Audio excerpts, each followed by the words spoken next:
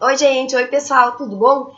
Espero que vocês estejam aproveitando os nossos vídeos, que estejam buscando os versículos, lendo a revista e permitindo, que Deus fale com vocês através de sua palavra.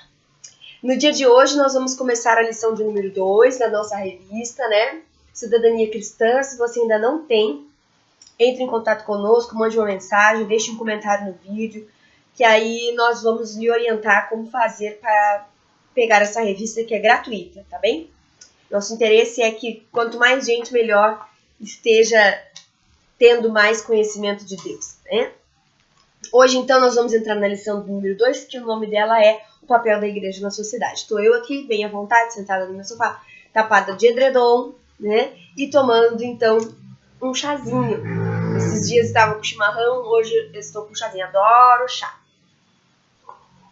E como eu vou falar muito, eu preciso de um líquido para molhar minha garganta. Olhem, as minhas anotações. Olhem só quantas. Estão preparados? É só a primeira parte. Irmãos, como na semana passada, a nossa lição dessa semana também tem um versículo para que a gente memorize. Como era mesmo o versículo da semana passada? Vamos recitar juntos? Resplandeçam a vossa luz diante dos homens, para que vejam as vossas boas obras e glorifiquem a vosso Pai que está nos céus. Mateus 5,16. Nessa semana, nós vamos aprender Filipenses 2,15. Eu confesso a vocês que eu ainda não estou afiadinha como eu estava com Mateus 5,16, mas eu vou tentar. Nessa memorização, então, o versículo começa: para que sejais irrepreensíveis e sinceros, filhos de Deus inculpáveis, no meio de uma geração corrompida e perversa, entre a qual resplandeceis como astros no mundo. Como vocês viram, eu ainda não sei tudo, sei só o início. Mas é assim mesmo, tá? Fiz questão de mostrar a minha insegurança para que vocês saibam que é assim, que todo mundo tem que se esforçar, mas que todo mundo é capaz de conseguir sim, tá? Então, eu, pensando nesse versículo, eu quero dizer o seguinte, irrepreensíveis e sinceros. Irrepreensíveis e sinceros é uma característica que Deus está pedindo que venhamos a ter. São duas características, na verdade, 3. Irrepreensíveis, sinceros, filhos de Deus inculpáveis, no meio de uma geração corrompida e perversa, entre a qual resplandeceis como astros no mundo. Se vocês lerem, isso é Filipenses 2,15, e é o apóstolo, então, Paulo, que está escrevendo a carta de Filipenses. E quando nós vamos ler no 2,15, ela tem o subtítulo na minha Bíblia de O Desenvolvimento da Salvação. E eu convido você a ler desde o versículo 12. Filipenses 2,12 até o 16. Não, 16 não, até o 15 mesmo, de 12 a 15. Dá um pause, procura a carta de Filipenses e aí nós lemos juntos. Diz assim: assim, meus amados, como vocês sempre obedeceram, não só na minha presença, porém muito mais agora na minha ausência, desenvolvam a sua salvação com temor e tremor. Apóstolo Paulo escrevendo aos Filipenses que nesta cidade de Filipos ele fundou a igreja. Então, tanto na presença quanto na ausência, eles estavam obedientes. Então, ele dá essa dica: desenvolvam a sua salvação com temor e tremor. Esse já é um outro assunto, mas que renderia uma boa conversa. Versículo 13. Porque Deus é quem efetua em vocês tanto querer como realizar, segundo a sua boa vontade. Façam tudo sem murmurações nem discussões, para que sejam irrepreensíveis e puros, filhos de Deus inculpáveis, no meio de uma geração pervertida e corrupta, na qual vocês brilham como luzeiros no mundo.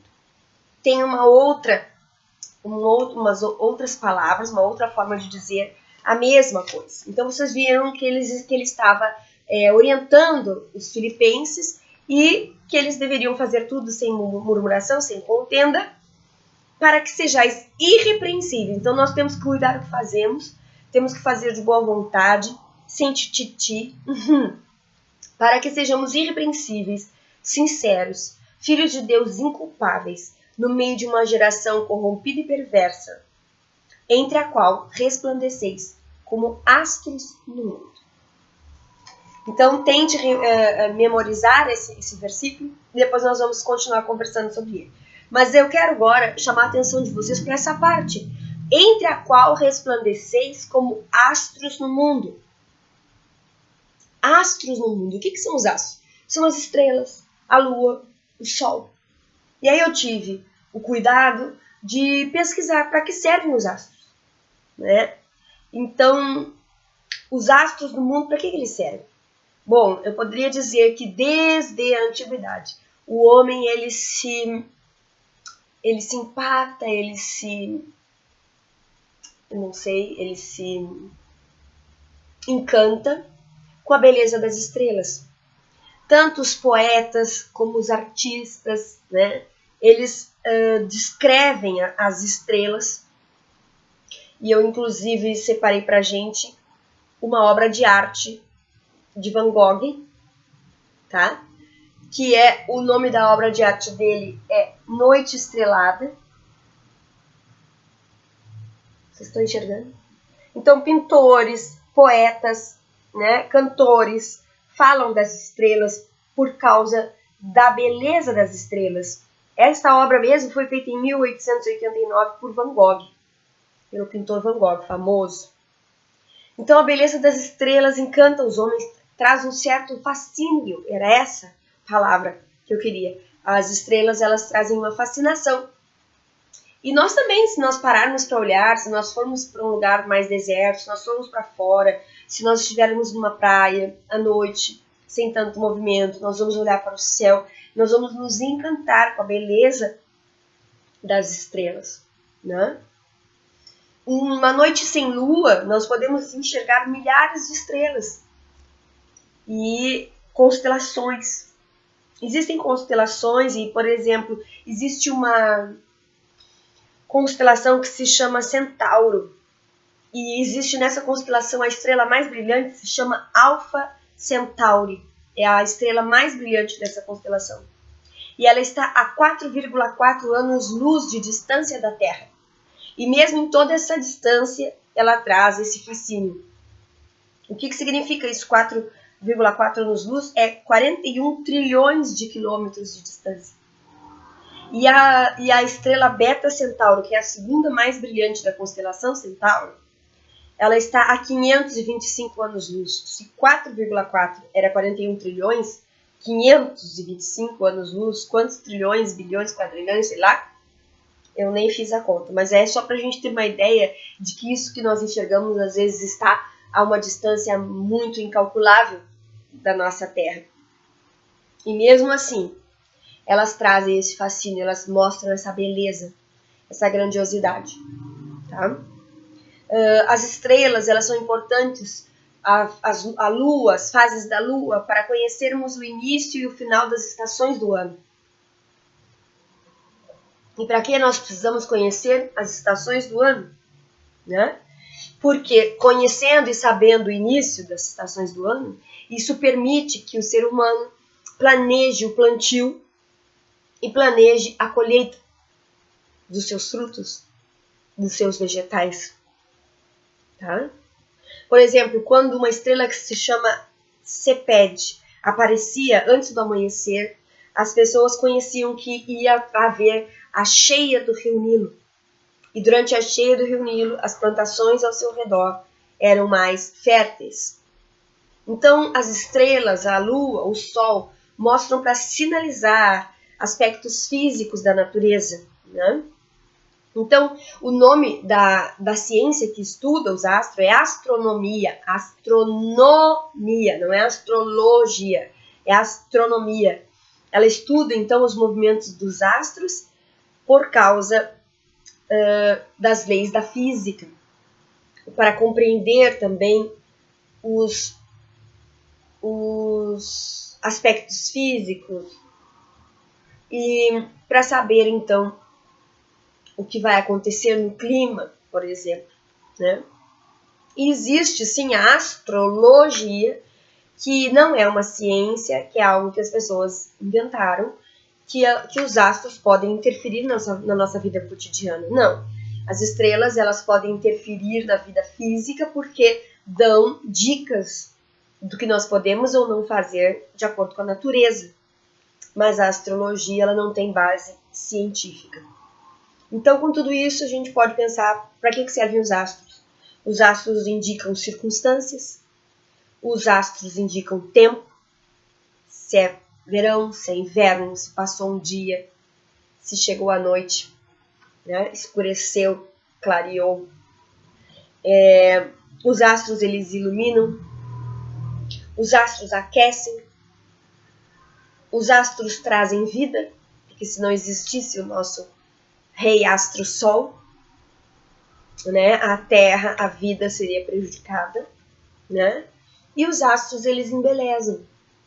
Então, quando um versículo vem, inspirado pelo Espírito Santo, através do apóstolo Paulo, que escreve aos Filipenses, e diz que nós devemos, nesta geração corrompida e perversa, resplandecer como astros do mundo, eu compreendo que nós devemos embelezar o mundo.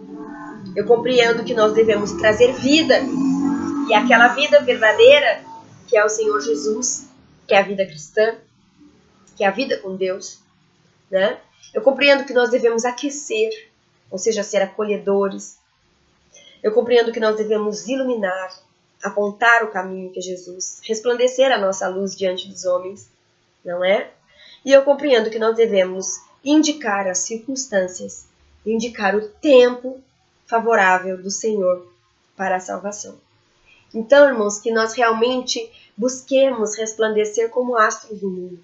E para resplandecer como astros do mundo, o próprio versículo já nos dá algumas dicas. Irrepreensíveis, sinceros, filhos inculpáveis de Deus. É um desafio, não é? E o desafio menor é decorar este versículo. Então, vamos dizer mais uma vez: para que sejais irrepreensíveis, sinceros, filhos de Deus inculpáveis, no meio de uma geração corrompida e perversa, entre a qual resplandeceis como astros do mundo. Filipenses 2:15. Eu tô sorrindo de faceira, porque eu consegui dizer. Muito bem, irmãos. A gente tem que ficar feliz com as nossas conquistas, né? No início da nossa revista, ela tem uma seçãozinha onde ela diz para comentar. E nesta parte para comentar, ela nos ressalta que a igreja, ela não é só uma instituição filantrópica, ela é um organismo vivo. E aí eu também me pego nessa expressão, organismo vivo. É como quando nós ensinamos para as crianças qual é a diferença entre os seres vivos e os seres não vivos. Um organismo vivo é como um ser vivo, que ele nasce, cresce, reproduz, se desenvolve e reproduz, tá? Então eu vou trocar um pouco a ordem. Nasce, cresce, se desenvolve, se reproduz. Ou seja, é um organismo que tem atitude, que tem vida, certo? É um organismo que se desenvolve e tem um papel importante na sociedade. A igreja tem um papel importante na sociedade. É isso que nós já falamos na lição número 1 e estamos repetindo agora aqui na número 2. E ele também diz que a igreja é um povo santo e poderoso.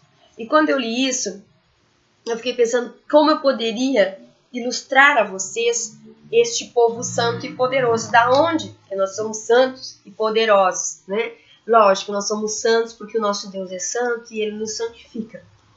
Agora, poderosos, talvez a gente não dimensione que verdadeiramente somos esse povo santo e poderoso. Por isso nós vamos ler Mateus 16, o versículo 18 e o versículo 19.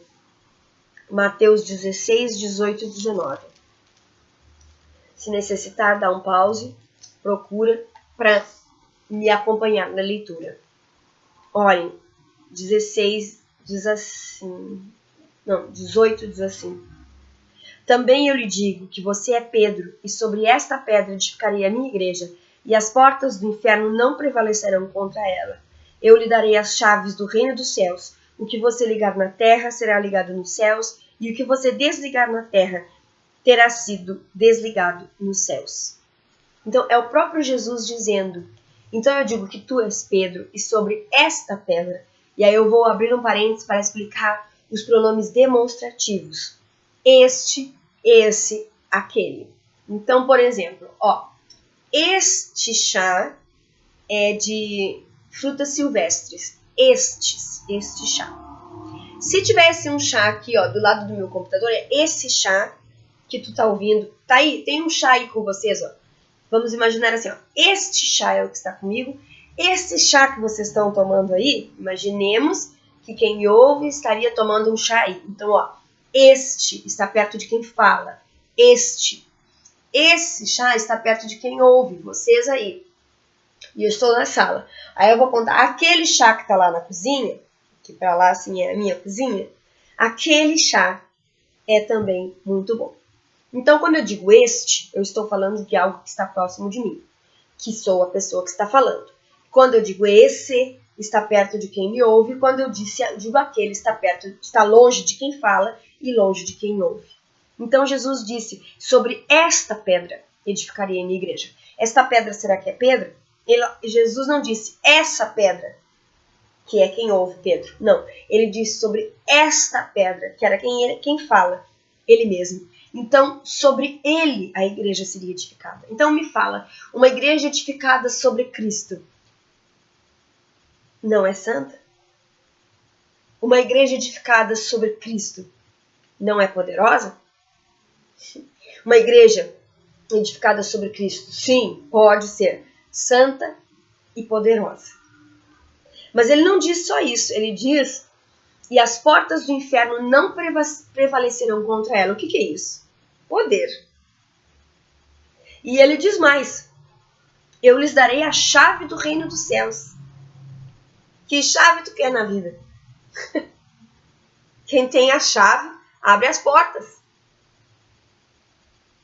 Hein? Quem tem as chaves, abre as portas. E ele está dizendo, eu lhes darei as chaves do reino dos céus.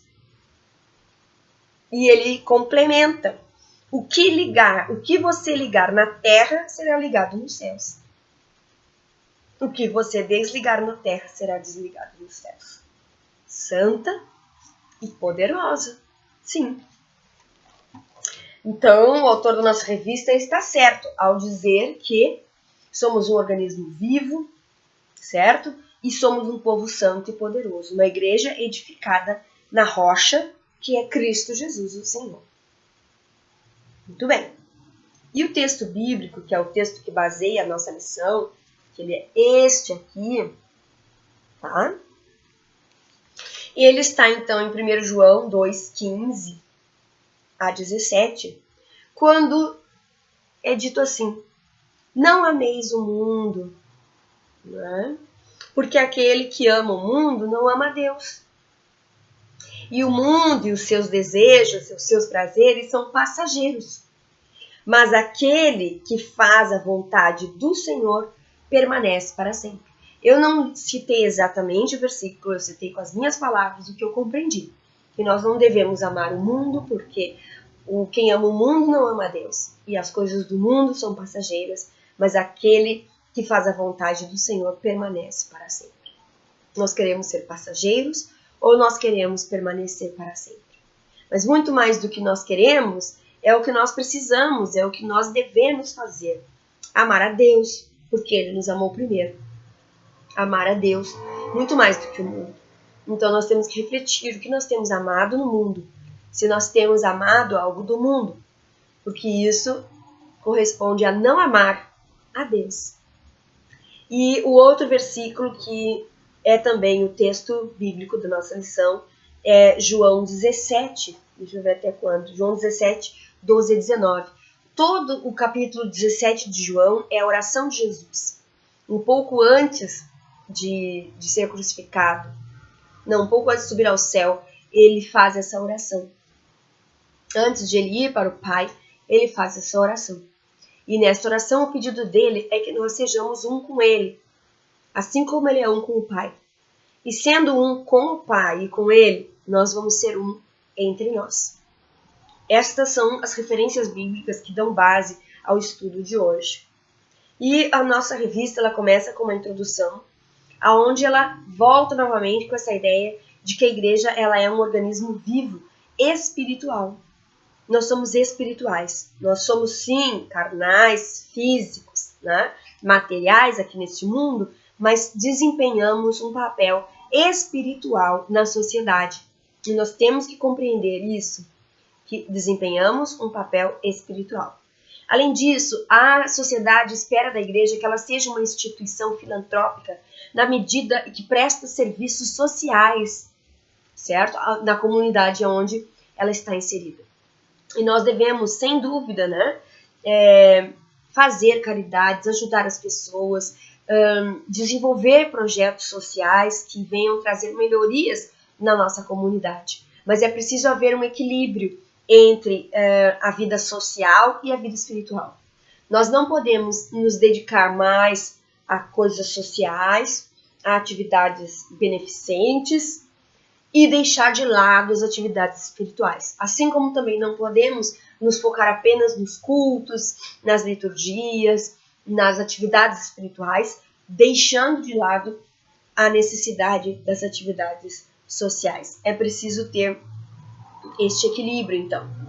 Então, nós precisamos ter atitudes humanísticas, atitudes humanitárias que demonstrem o caráter de Deus, que reflitam a Deus, que reflitam a Deus, que mostrem Deus através das obras, através das atitudes, mas também a preocupação com o lado espiritual, sem dúvida nenhuma, certo?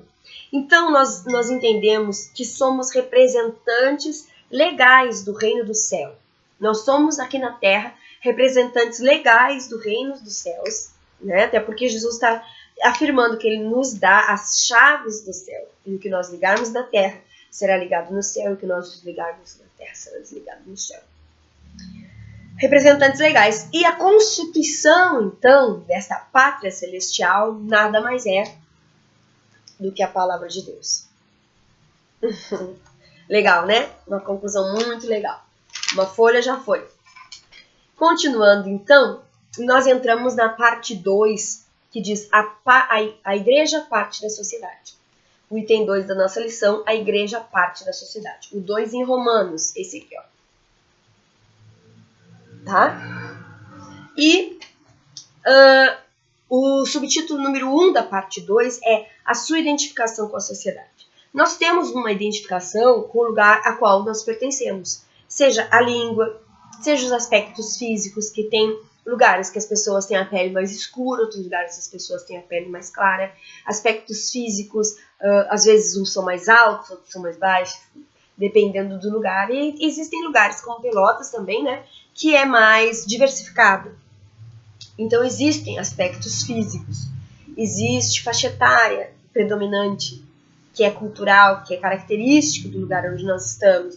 Existe o clima, que são aspectos, né, que nos identificam, o tipo de roupa que a gente usa. Se nós vivêssemos numa cidade praiana, as nossas atitudes seriam diferentes, o nosso jeito de vestir seria diferente, né?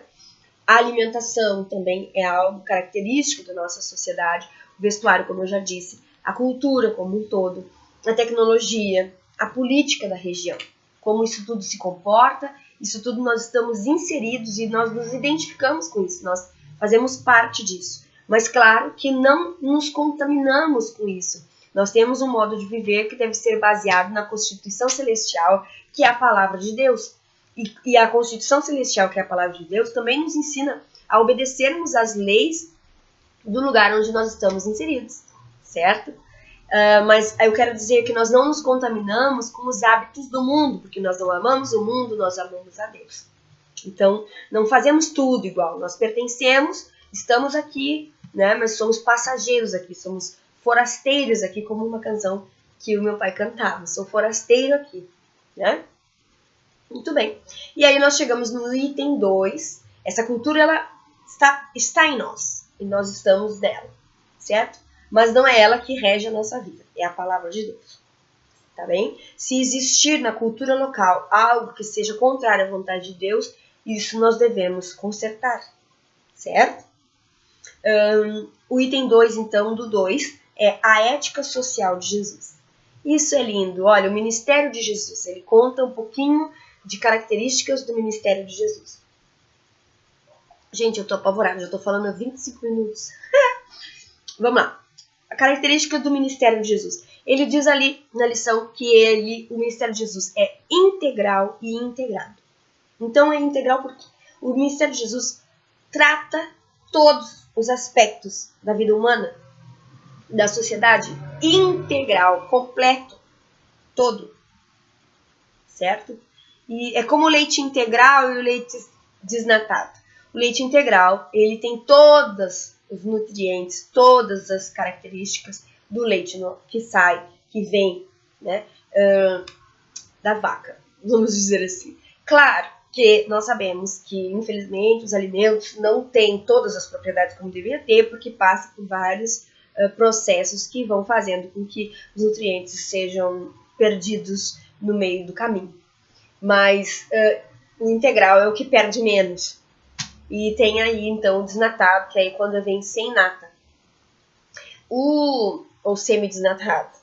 E o ministério de Jesus é integral, vem com tudo. Certo? Completo. E integrado porque ele vai tendo ligações com as comunidades, ligações com a pessoa, né, humana, e também integrado porque ele tem uma equipe, ele usa uma equipe para realizar o seu ministério. Ele é um ministério de proclamação, ou seja, de fala, mas também é um ministério de ação. Jesus não apenas falou, Jesus exemplificou, Jesus viveu. Jesus disse que nós devemos orar sem cessar e ele orou. Ele intercedeu, ele teve momentos a sós com o Pai. Ele se retirava para orar. Jesus disse que nós deveríamos dar importância à palavra de Deus e ele também dava. Ele ia ao templo, ele lia, ele debatia a palavra. Então, Jesus, ele diz que nós devemos obedecer a Deus e ele obedeceu até o fim. Então, ele falava, mas ele também agia. Ele cumpria todas as coisas, certo? E eu vou ler para vocês um versículo que está aqui na nossa lição, parte 2, 2, é esse aqui, ó. Aqui assim, eu vou ler. E diz assim, ó. Percorria Jesus toda a Galileia, ensinando nas sinagogas, pregando o evangelho do reino e curando toda sorte de doenças e enfermidades entre o povo. E a sua fama correu por toda a Síria, e trouxeram-lhes então todos os doentes, acometidos de várias enfermidades e atormentados, endemoniados, lunáticos e paralíticos, e ele os curou. Mateus 4, 23 e 24. Então é isso que Jesus fazia, ele percorria todas as sinagogas da Galileia, ensinando, pregando, curando todo tipo de pessoa. E a fama dele se ouviu falar, e pessoas de outras localidades iam, e ele os recebia e os curava. Ele curava e cura ainda a mente e o corpo. Ele foi o precursor dessa história de depressão, de ansiedade, de síndrome do pânico, porque antes mesmo de nós ouvirmos falar disso no mundo, nós já ouvíamos Jesus dizendo: lancemos sobre Deus a vossa ansiedade, pois ele tem cuidado de vós. Eu troquei tudo. Eu troquei os pronomes. Lancemos sobre Deus a nossa ansiedade, pois ele tem cuidado de nós. Se eu usei lancemos, é nós. Ansiedade. Jesus já sabia que nós viveríamos ansiosos. E ele já nos deu o remédio. Lançar sobre Deus. E ele ainda dá exemplo. Se ele cuida das flores do campo, como não cuidará de nós? Se ele cuida dos passarinhos, que sempre têm o que comer, ele também cuidará de nós, certo? E ele falou mais, ele falou dos oprimidos. Vinde a mim, todos os que estáis cansados e oprimidos. Opressão. Já ouviu falar? Jesus, cuidando do quê? Da mente. Mas ele também curou o corpo, as doenças físicas. mas Ele também cura as doenças da alma, do espírito.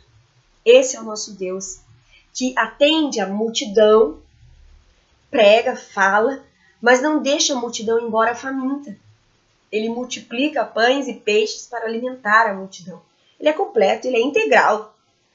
Ele é integral, é integrado, como lemos no início, certo? Ele amava crianças. Esse é a ética social de Jesus. Cuidava, alimentava, curava, acolhia. É cidadão demais, Jesus, né? Amava crianças.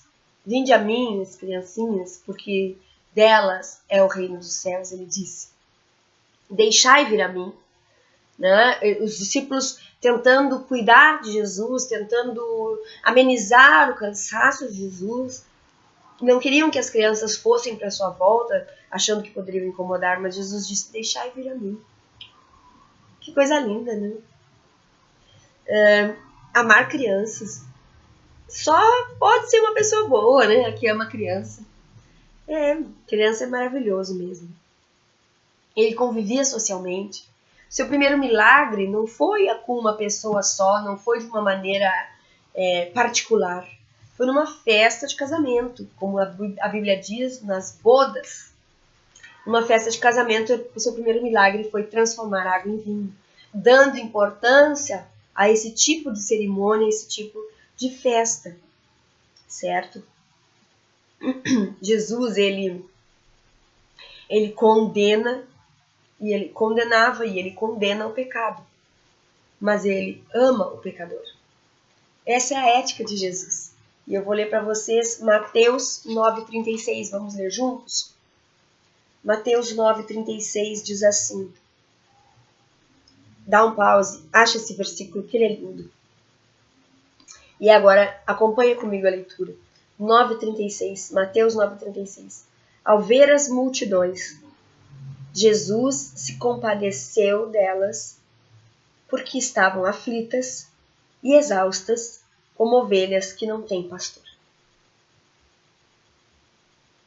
Ao ver a multidão, Jesus se compadeceu delas, porque estavam exaustas, aflitas e exaustas, como ovelhas que não têm pastor. Eu vou ler de novo. Ao ver a multidão, Jesus se compadeceu delas, porque estavam aflitas, exaustas, como ovelhas que não têm pastor.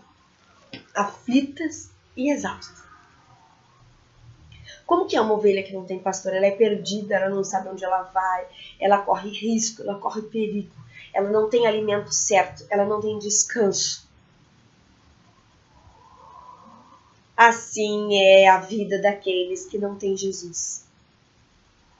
Não tem campos verdejantes como nós temos, irmãos, que Deus prepara para nós, como o bom pastor que Ele é. E Jesus, então, ele se compadece dessa multidão aflita e exausta. Esse é o nosso Deus que ama o pecador. Ama o pecador. Jesus, ele vencia barreiras do preconceito.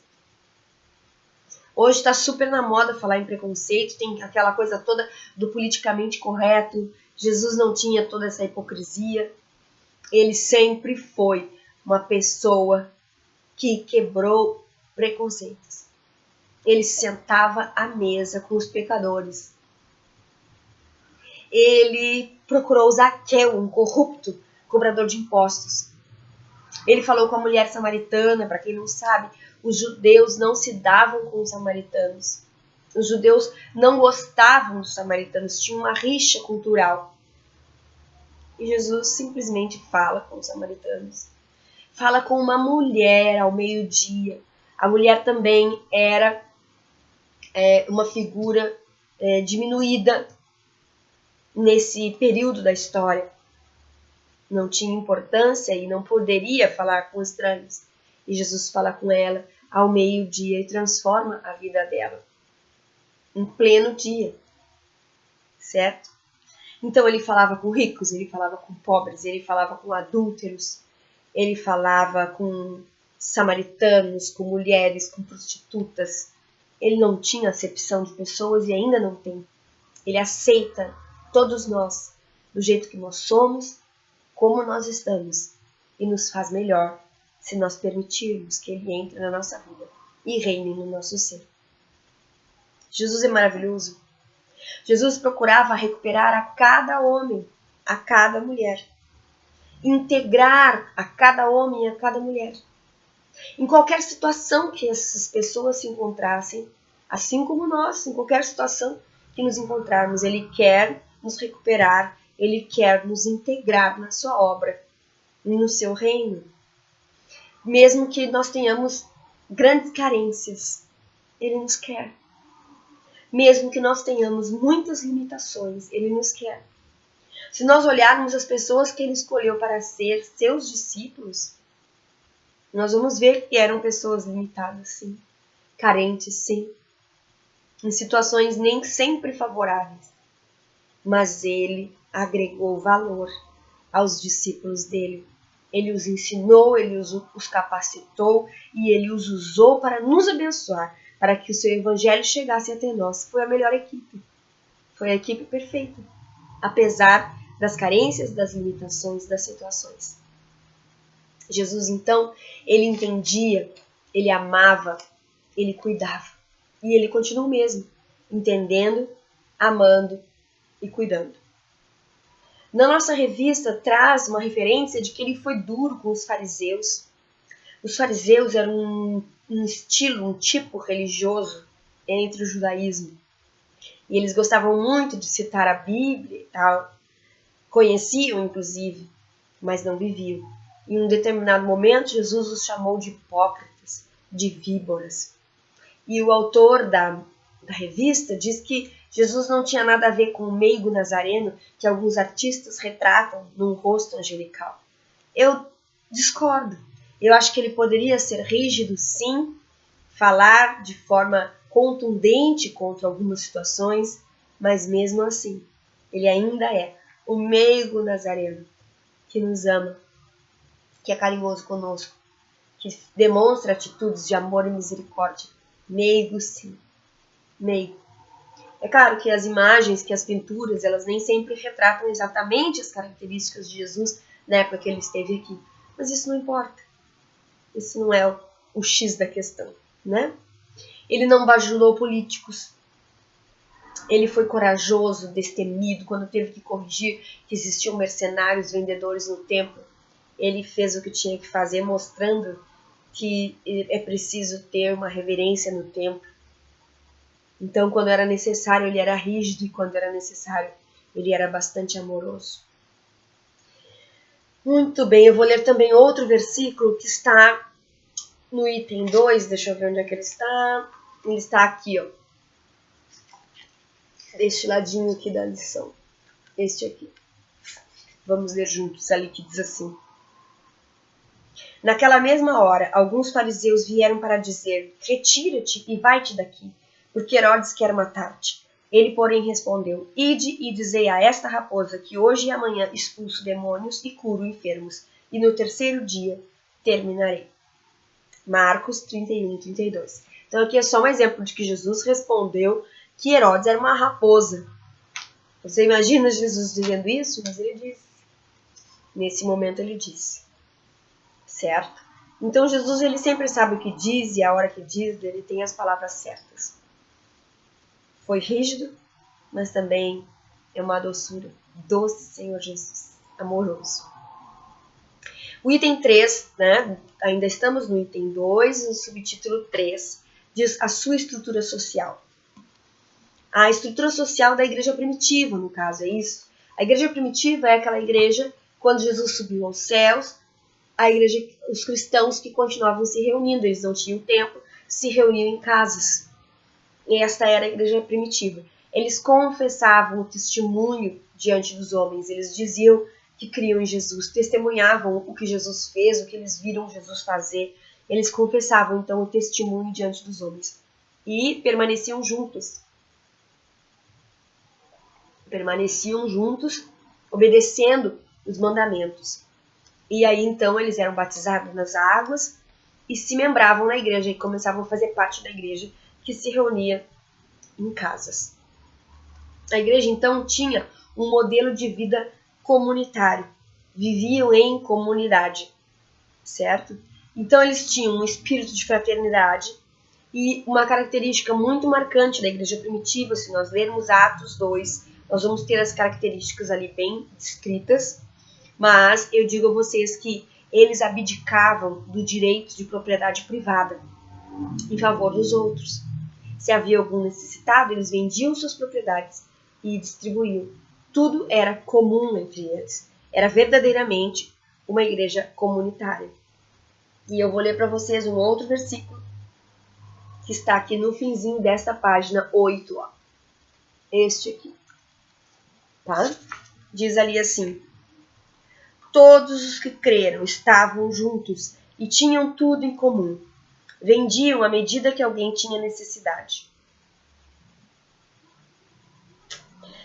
Continuando, da multidão dos que creram, era um coração e a alma. Ninguém considerava exclusivamente sua nenhuma das coisas que possuía. Tudo, porém, lhes era comum, pois nenhum necessitado havia entre eles, porquanto os que possuíam terras ou casas, vendendo-as, traziam os valores correspondentes e depositavam aos pés dos apóstolos. Então se distribuía a qualquer um à medida que alguém tinha necessidade. Atos 24, 32, 34 a 35. E o que eu li anteriormente era Atos 2, 44 e 45. Na página 8, finzinho, início da página 9. Tá? Então aqui confirma isso que eu estava dizendo para vocês, do modo como a igreja era, da estrutura social da igreja, completamente comunitária. Eles eram perseguidos, eles eram pobres, eles não construíram templos, mas eles se encontravam em casas, e isso solidificava um espírito familiar, solidificava a igreja em famílias, certo? E aí então eles faziam as refeições conjuntas, e isso era símbolo de unidade, como ainda é hoje em dia. Nós comemos com pessoas que nos são queridas. Compartilhamos o pão com os companheiros, certo? Então, essa refeição conjunta ela era símbolo da unidade, símbolo de consideração mútua. Nós trazemos à nossa casa quem nós consideramos, certo? E ali, então, eles se consideravam mutuamente. Diante do Senhor nosso Deus, irmãos, não há distinção, certo? E eles, na igreja primitiva, eles demonstravam isso para as pessoas que não eram crentes. Então, assim, para o Senhor Jesus e para aqueles que seguem verdadeiramente Jesus, não existe distinção, diferença entre as pessoas. E isso impactava os não convertidos de modo a atraí-los para a fé. Isso está escrito na nossa lição ali e eu destaco aqui para vocês. Então, diante do Senhor não existe distinção e a igreja primitiva demonstrava isso em suas ações, que eles não faziam distinção, e isso impactava os não convertidos que eram atraídos para a fé que eles professavam. Então está aí um caminho para nós também atrairmos as pessoas, demonstrarmos, certo? Que não fazemos diferença, que vivemos em comunidade, que somos solidários, que temos atitudes humanitárias, né? E que isso venha a impactar os não convertidos, porque é algo raro. Principalmente nos dias de hoje, como era raro na época da igreja primitiva, ser solidário, ser companheiro verdadeiramente, manter relacionamentos sólidos, são coisas escassas no mundo de hoje. E se nós conseguirmos fazer isso como igreja, nós vamos impactar o mundo que nós vivemos e influenciá-los a buscar o mesmo Deus que nós buscamos. É um desafio para nós. Deixa eu ver. É isso aí. Chegando agora na minha última folha, eu digo a vocês que a nossa lição, ela nos chama a atenção de um possível insucesso no evangelismo nos tempos de hoje por causa da falta de relações que comprovem o nosso novo nascimento. Então, às vezes, nós não mantemos, nós não nutrimos bons relacionamentos e aí nós vamos querer evangelizar. E aí nós não vamos ganhar porque não temos uma vivência que caracterize, que justifique verdadeiramente um novo nascimento, uma transformação. Nós precisamos viver a transformação na nossa vida para podermos sim falar de Jesus e provar, não apenas falando, mas com ações, que Jesus nos transforma, que Jesus é a solução, porque ele soluciona os nossos problemas. Então, a revista nos traz a problemática de que às vezes o evangelismo não é tão eficaz, porque há ausência de implicações práticas na vida dos fiéis, de coisas práticas que o evangelho tenha trazido para a nossa vida. Vamos avaliar na nossa vida para ver se nós temos tido implicações práticas do evangelho na nossa vida. Mudanças, influências, transformações práticas. Então nós vivemos e viveremos até o fim entre coisas realizáveis e não realizáveis. Vivemos e viveremos até o fim com esforços e possibilidades, tentativas, necessidade de perseverar. Nós vivemos e viveremos convivendo com o êxito e com o fracasso, porque somos humanos. Nós vivemos e viveremos convivendo com a graça e com a tentação do pecado. Mas a escolha é nossa. E nós precisamos buscar a Deus e a vontade de Deus para a nossa vida, para vivermos socialmente, eticamente, de acordo com o nosso manual, que é a palavra de Deus, que é o exemplo maior de todos, que é o exemplo de Jesus. Jesus quer que vivamos essa história, que vivamos a história da transformação do mundo, que vivamos a história de impactar o mundo. Jesus quer que brilhemos a nossa luz diante dos homens com as nossas boas obras. Jesus quer que estejamos entre a nação corrompida e perversa como astros no mundo. Astros que iluminam, que aquecem, que mostram o caminho. É um desafio muito grande para nós, mas é possível viver a história que Deus tem para nós. Nós precisamos, então, olhar o modelo da igreja primitiva, que nos foi citado aqui neste item, refletir e valorizar este modelo e pegar para nós como um desafio. É um desafio para nós, cristãos de dois reinos, que vivemos no mundo, mas somos do céu. Viver o céu aqui na terra, trazer o céu para onde nós estamos, é um desafio. O ideal de justiça, então, ele deve ser buscado através da fé. E essa fé que faz com que produzamos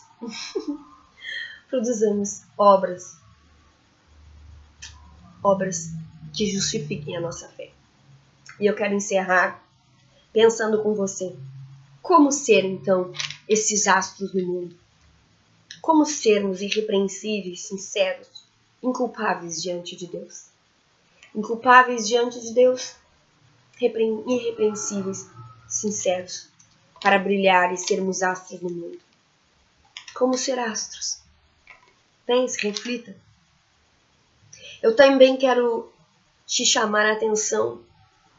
Se tu reconheces o papel do povo santo e poderoso de Deus na igreja, que é a igreja, se tu reconheces o papel do povo santo e poderoso de Deus na sociedade em que vivemos, qual é o nosso papel, povo santo e poderoso? Viver reclamando, viver cabisbaixo? Ou apontar para o alvo que é Jesus Cristo, para o Salvador de toda a humanidade? Qual é o nosso papel como povo santo e poderoso de Deus aqui? Qual é o nosso papel como a igreja do Senhor Jesus, contra a qual as portas do inferno não prevalecerão, edificados em Cristo Jesus? Igreja essa que tem as chaves do céu. Qual é o nosso papel como portadores das chaves do céu? Estamos realmente portando estas chaves? O que seria amar o mundo? Vamos refletir, irmãos, e ver se nós estamos tendo algum flerte com o mundo. Precisamos pensar sobre isso. Porque queremos amar a Deus sobre todas as coisas. Então temos que ver. Nós estamos tendo o equilíbrio entre o social e o espiritual? Ou estamos mais relações públicas do que relações espirituais, íntimas com o Senhor? Vamos refletir isso também. O que mais te chama a atenção na ética social de Jesus? Tudo aquilo que eu disse, a própria revista nos traz vários exemplos dessa vida de Cristo dedicada às pessoas, sem acepção, amando crianças, curando os enfermos, ensinando, cuidando, alimentando. O que chama mais atenção nessa ética social do Senhor Jesus? E por último, como alcançar então uma vida comunitária? Como alcançar um modelo de vida comunitária para a nossa igreja, para a igreja da Tamandaré, de uma forma prática e verdadeira? Como ser uma igreja comunitária na Almirante Tamandaré 707, o nosso tão querido Templo da Esperança? Como ser mais e mais uma igreja comunitária? Se você já se sente em comunidade, como ser mais? Como influenciar mais pessoas? Como atrair mais pessoas para essa comunidade? E eu também procurei saber o que é comunidade. Comunidade é comunhão. Comunidade é concordância. Comunidade é concerto, aliança. Comunidade é harmonia. Todos nós temos que dar um pouquinho de nós, de cada um, para que consigamos viver essa comunidade. Que a gente comece e continue vivendo uma comunidade como igreja, mesmo distantes nesse tempo de distanciamento social. Mas que possamos nos animar uns aos outros, incentivar uns aos outros, ensinar uns aos outros, trocar ideias uns com os outros, abençoar uns aos outros. Certo, irmãos? Vamos seguir em frente. Essa é a primeira parte da lição número 2. Que bom que você está comigo, está conosco, que nós estamos juntos no estudo da palavra. Que Deus abençoe você, que o Espírito Santo abra os teus olhos e toque a tua vida, porque somente a presença de Deus e a sua palavra que pode nos transformar em pessoas melhores. Que assim seja para todos nós, para a glória do nosso Deus. Um grande beijo.